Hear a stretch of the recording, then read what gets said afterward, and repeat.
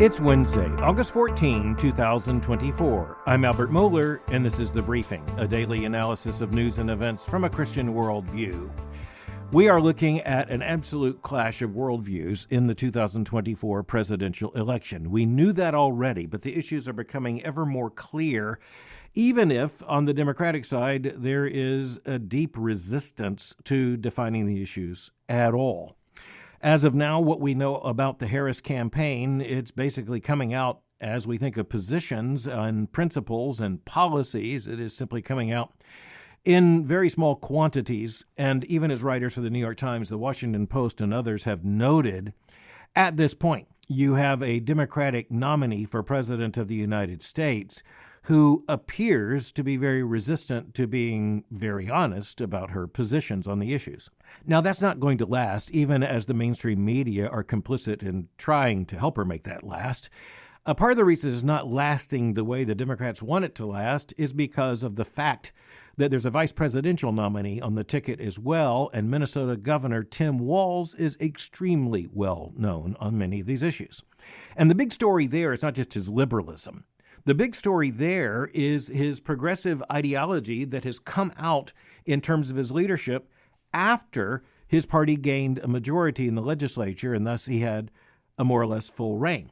He had been at least presenting himself as something more moderate, put that term in quotation marks, before he gained a legislative majority, and then he's turned Minnesota into a laboratory, which, quite frankly, even as you compare it to a state like California, is really way on the left. And one of the things we saw is that once the Dobbs decision was handed down by the Supreme Court, Governor Walz signed into law legislation that really amounts to, I don't know that I can say the most radical abortion law in the United States. I can simply say it's hard to imagine any law on abortion that would be as radical or more radical. And that's because the law that Governor Walz signed into effect has basically no barrier on abortion at any time. There is no reference to, say, weeks or months of fetal development. It is just an unqualified, indeed, as stated in the legislation, it's claimed to be a fundamental right to an abortion. And of course, it's a person's right, as people are saying these days, because the transgender revolution has to be thrown in here as well. And as the progressive left pushes on this, you recognize that there is also nothing in the Minnesota law that would put any restriction on, say, a minor child, a girl, in terms of seeking abortion without any cooperation, any supervision, any authorization, or even any knowledge on the part of her parents. And so you really are looking at an incredibly liberal law. And there have been those who have simply pointed out the obvious fact. And let's just think about this for a moment. Abortion is categorically wrong. Human life is sacred from the moment of fertilization until natural death. Intervention to bring about the death of a human being at any point from fertilization until natural death, in terms of something like abortion, it's absolutely a form of homicide. From the Christian worldview, the biblical worldview, it is a grotesque, murderous violation of human dignity. And as we're thinking about that, let's just step back for a moment and recognize, once again, what I said about the law. And I reported this just even as Governor Walz was announced as Vice President Kamala Harris's running mate. And that is that the claim in the Minnesota legislation, which he championed and signed quite publicly as a celebration, it's not just a comprehensive fundamental right to an abortion. It is also abortion at every point in the pregnancy. And thus, we're in territory way beyond what the Biden-Harris argument had been, I think dishonestly had been, which is what they want to do is to legislate Roe. No, this is way past Roe. And here's the other thing. This means that as you look at the development of the unborn child during pregnancy, this means that there is no legislative, no legal sanction on any abortion in the state of Minnesota right up until the moment of birth. Now, that's not just a generalization.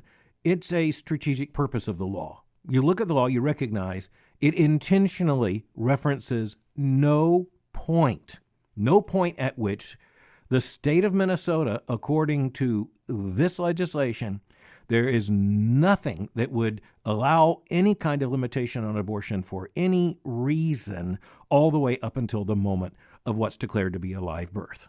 But at that point, we need to recognize the legislation is and this is going to stretch your imagination, it's actually more radical than that.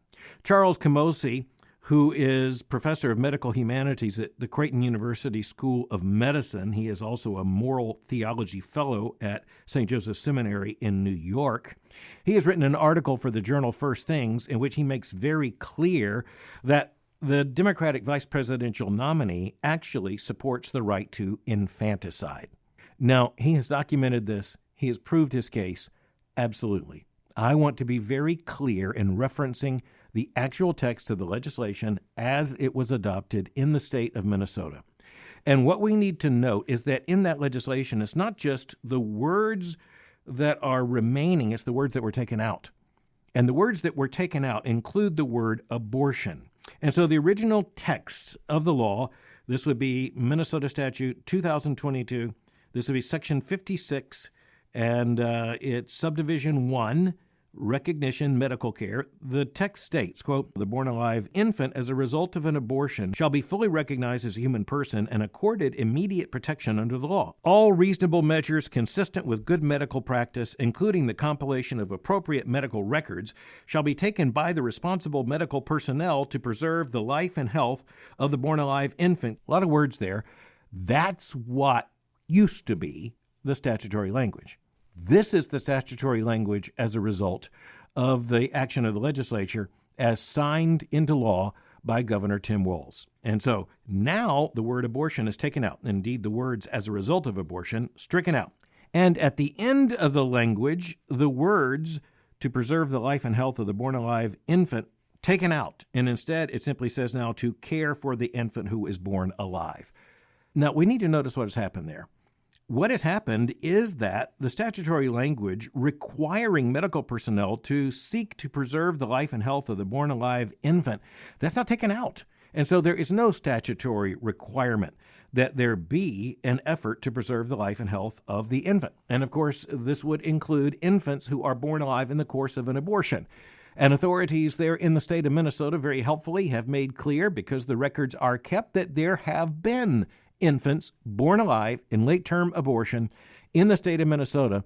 And thus, Governor Walz, and this cannot be by accident, this can only be by intention. Remember, this is an intentional change in the language. The governor signed into law a statutory form that simply says that care must be extended to any infant born alive. It doesn't define that care. And what's most morally important is that the imperative of seeking to save the infant's life is entirely removed. Professor Camosy, writing at First Things, says, quote, "Democratic presidential nominee Kamala Harris has picked Governor Tim Walz of Minnesota as her running mate. Walz recently legalized infanticide in the state of Minnesota." He went on to say that the threat is all too real, quote, "and by infanticide, I really do mean aiming at the death of newborn infants," end quote. Now, my guess is that a lot of Christians, a lot of listeners listening to me today, think that this would be nearly impossible in any civilized society. Indeed, it should be impossible, unthinkable, far beyond the moral pale. And furthermore, even when it comes to at least many people, we would assume, who are thinking in muddled ways about abortion, you would think that at least they'd be clear about this. You would think actually that this would be a catalyst for helping them, if not forcing them to think more carefully about the reality of abortion. But the fact is that we're also talking here about the state of Minnesota. And even though there's clearly a scandal here in the legislation, I want to say I think there's a scandal in the fact that Americans have not known about this. And the greater scandal is that those who did know about it evidently weren't too concerned about it, or at least that's true for many. No doubt there are many pro-life activists who've known about it and been greatly concerned about it. But as for the American people, blissfully unaware. That does not mean without moral responsibility. Now, Professor Camosy very rightly points to the fact that infanticide was directly addressed by the early Christian church in categorical terms. Even as previous to the Christian influence, the Roman Empire had been quite open to infanticide, both in terms of practice and at least some policy. The reality is that Christianity brought a moral transformation. And It's also true, as Professor Camosy makes clear, that in the modern day, there are some who are seeking to reverse this in a secular age.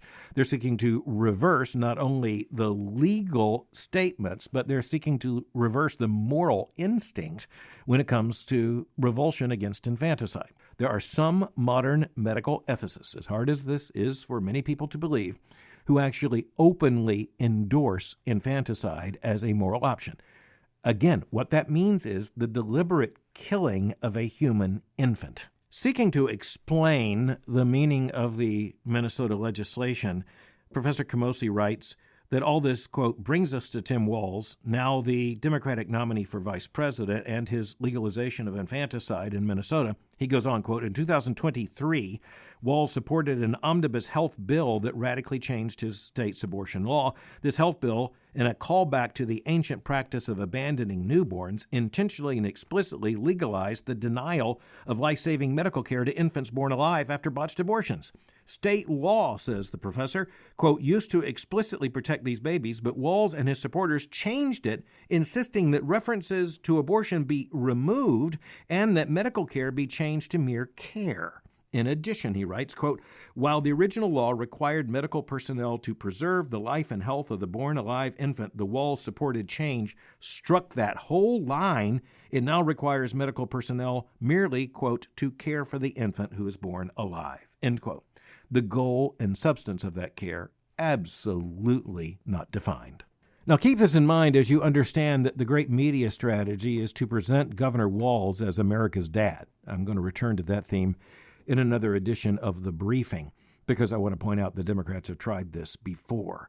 But just think of the dark, the macabre, the dishonest, the horrifying reality of referring to someone as America's dad, while at the same time recognizing that he signed into law legislation which allows infanticide.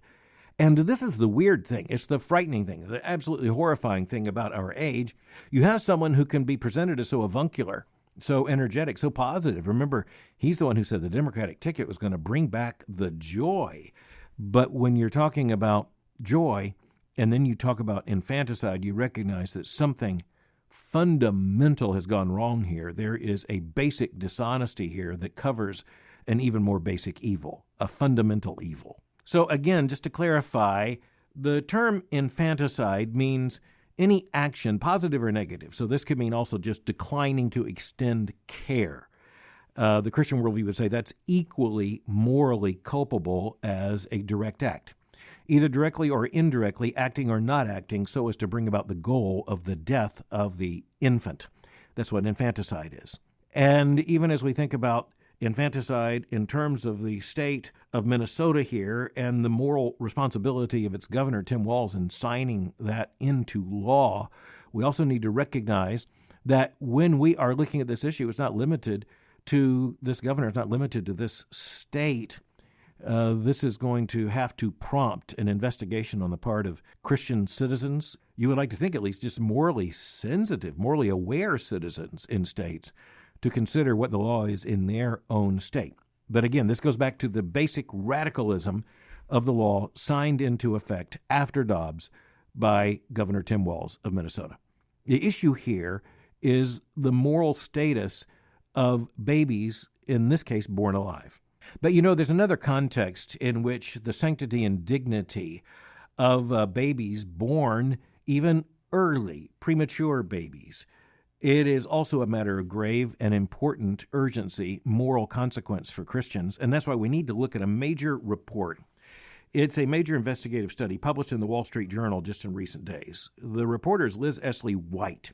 The headline is this: doctors can now save very premature babies. Most hospitals don't try. Okay, how's that for shocking? And in this case, we're talking about the Wall Street Journal, an authoritative newspaper in the secular media with a vast reach and influence and a very highly trained investigative staff. Doctors can now save very premature babies. Most hospitals don't try. The subhead is this: babies born 22 weeks into pregnancy have increasingly better odds of survival, but parents often don't know what's possible. Okay, the bottom line in this article is that medical technology would now allow the saving of the lives of many premature babies born at points that would previously have been outside the reach of any medical care. The reality is that medical care that now could make a difference in saving a premature infant's life, in many cases, is not being extended. Parents don't even know that the technology might be available, and hospitals and medical centers are simply allowing infants to die, deliberately not deploying this kind of treatment. Now, as you read the report, you understand there's some hospitals that will be ill-equipped for this kind of treatment. A baby's born very prematurely. They simply don't have it. They may lack the technology. They may lack the personnel in some ways. But that does not explain what is declared in this headline: most hospitals don't try. The article begins by going to a mom whose baby was born at 22 weeks into her pregnancy, as Liz Essley Whyte says, just past the halfway mark. Then she writes, quote, doctors at Methodist Hospital in suburban Minneapolis, don't forget this is suburban Minneapolis, said they couldn't save such a premature baby and that no hospital could. They told her that once the baby girl was born, the mom could hold her until the infant died. But this mom didn't want to give up. She checked out, we are told, of one hospital, and she went to a birthing center, which we are told was connected to Children's Minnesota Hospital, just 7 miles away, by the way, but an entire moral universe away in this effect. And the mom did give birth there, and doctors, quote, immediately intubated the baby to help her breathe and placed her in an incubator. The precious little girl is now 4 years old and is healthy and, quote, has surpassed all the developmental milestones for her age. Dr. Thomas George, who directs the Children's Minnesota Neonatal Intensive Care Unit, said of the precious little 4-year-old, she's doing wonderfully well. And this is when Liz Essley Whyte tells us, quote, medical advances over the past several decades have given hospitals the ability to save younger and younger premature newborns. Yet most hospitals don't try. And parents often aren't aware of what's possible or that other hospitals, even just a few miles away, might offer their newborns a fighting chance. The next paragraph is also absolutely crucial. Quote, doctors are now capable of saving the lives of babies born at 22 weeks, and in rare cases, a week earlier, with improved techniques to help tiny lungs develop and protect fragile skin and organs. Hospitals with extensive experience resuscitating extremely premature babies report survival rates as high as 67% for babies born at 22 weeks. Okay, so even as some hospitals aren't equipped with the technology or the personnel to save babies at this stage of gestation, why, where the technology and the personnel are available, are these hospitals not taking action? Well, in some cases, it is simply willful. Many of these hospitals just don't want to get into this particular area of neonatal medical care. They do not want to spend the resources in order to try to save these babies at this stage of pregnancy. Liz Essley Whyte writes, quote, some U.S. hospitals aren't sufficiently equipped or capable of pulling off the new advances. Others have chosen not to offer the care, saying it is likely to fail, is expensive, typically more than $100,000 a child, and sometimes so much more, and subjects tiny, fragile infants to needless pain and the risk of long-term disabilities. Instead, she writes, hauntingly, they often provide comfort care, wrapping the newborn in a blanket, placing it on the mother's chest, and sometimes giving medicines to ease the child's final moments. End quote. Now, how many babies are we talking about here? How many babies are we talking about who would be born somewhere between, say, 22 and 24 weeks gestation in the U.S. each year? This reporter tells us that it's roughly 8,000 infants a year. That's a lot. 8,000 infants. That's 8,000 human beings a year. Reporter Whyte also gives us an insight into what among medical personnel is often referred to as a gray zone. That would be somewhere between 20 and 25 weeks. As she explains, doctors, quote, agree that babies born at 25 or 26 weeks can and should be treated as long as they don't have other complications, while those born at 20 weeks or less are too small to save, end quote. Now, here's something I want us to think about. You have a situation here in which just a matter of a few years ago, it wouldn't be possible to save the babies who could be saved now.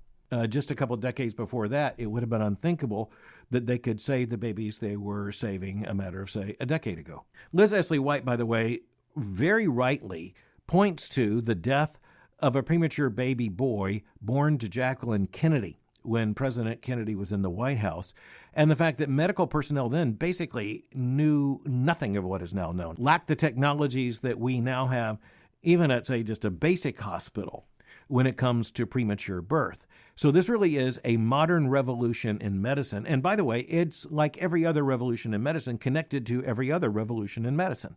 And so here you're talking about lung development in particular is one of the grave problems confronted by early premature birth. And lung development is just a crucial issue there. But we also come to understand that treatments that would be relevant for these very early term babies in terms of recent medical developments, they have applications in many cases to others.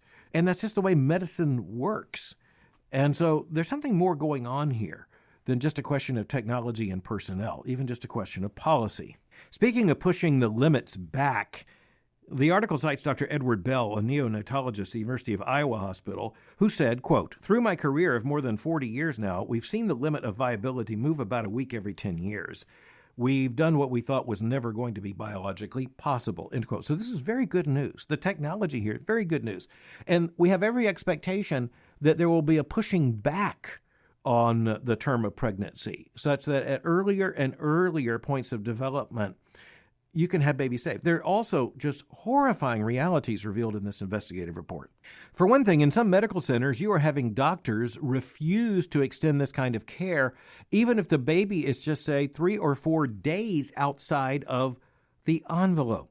And then comes the admission, and I'm so thankful for this in the article, that even dating this in terms of days and weeks in the development of a pregnancy, it's an inexact thing to begin with. Just ask any number of moms. Now, you should take a look at the entire investigative report at the Wall Street Journal. But I want us to step back and just think about something. These two developments came within just a matter of days, both of them rooted in Minnesota. The article in this case begins in Minneapolis. We're talking about the Minnesota governor as we were talking about infanticide. Now, I'm not saying these are exactly the same thing. I am simply saying that we are living in a society in which Christians had better understand that the sanctity of human life is becoming more and more confused and opaque in the minds of much of the American population. Many Americans obviously are not thinking clearly about this. And in some cases, it comes with a financial issue, such as insurance companies, medical centers. It also comes with a technological series of questions. It comes with all kinds of questions about legal liability and all the rest. Just pushing past all of that, it's a basic confusion at the most fundamental level as we're thinking about the sanctity of life and the reality of human dignity. I also want to point out that we understand that the moral character of a people is something that's in constant motion, is something in constant movement. And you think about the moral character of the American people and you recognize, okay, since the Dobbs decision, we have lost just about every battle over abortion, just about every one of them. Even just in the last few hours, it has been announced that in the state of Missouri, there's now going to be a statewide referendum on the question of abortion. It's going to be also found in Florida and in other states. And the fact is that since Dobbs in 2022, we haven't won one of them. The American people are nowhere near as pro-life, not only as we thought they were, but as they thought they were. And they're telling us with their votes. They're telling us with their actions. And of course, we're also looking at what they tell us about this issue as we look at Election Day coming in November. For Christians, it's a reminder that we have battles at every level. We have the first order level of battle, which sometimes comes right down to making a decision, say at the ballot box or in the voting booth. But it also comes down to paying attention to legislation at the state level as well as the national level. It also comes down to understanding what's going on at the medical center, perhaps right down the street from you. And I would think that Christian parents looking at pregnancy ought to find out what exactly are the policies of the medical centers in the area. As this article in the Wall Street Journal makes clear, it can come with great consequence just as a matter of a few miles. And then at the larger level, we understand we face a greater challenge than we thought in terms of the recovery of a Christian biblical understanding of human life, human dignity, the sacredness of every single human life. But I do have to come back where we started and say, well, let's just think about the voting booth for a moment. Let's think about the decision faced by Americans on Election Day 2024. Let's think about what we now know about the vice presidential nominee on the Democratic ticket, Governor Tim Walz of Minnesota. And I want to remind you of something. Once you know it, you cannot unknow it. Thanks for listening to The Briefing. For more information, go to my website at albertmohler.com. You can follow me on Twitter or X by going to twitter.com/Albert Mohler. For information on the Southern Baptist Theological Seminary, go to sbts.edu. For information on Boyce College, just go to boycecollege.com. I'll meet you again tomorrow for The Briefing.